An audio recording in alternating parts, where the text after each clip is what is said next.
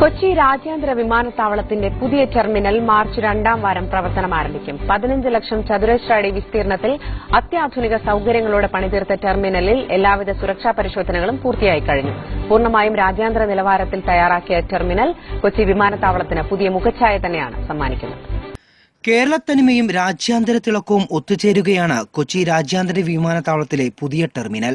D3 terminal കവാടം കടന്നെത്തുമ്പോൾ സ്വീകരിക്കുന്നത് തൃശൂർ പൂരത്തിന്റെ മാതൃകയിൽ 15 ഗജവീരന്മാരുടെ ശില്പം.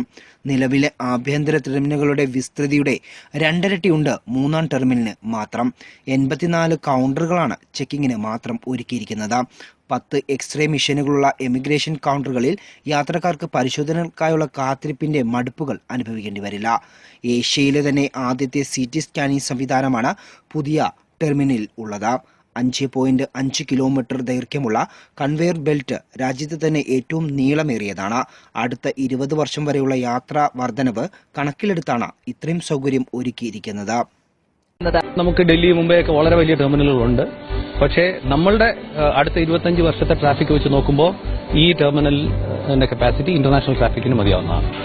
വരും കാലങ്ങളിൽ കൂടുതൽ വികസനങ്ങൾ കൊച്ചിക്ക് ഉണ്ടാകുമെന്നതിന്റെ ഏറ്റവും വലിയ തെളിവാണ് വേഗത്തിൽ പണിത് സമർപ്പിച്ച ഈ ടെർമിനലുകൾ.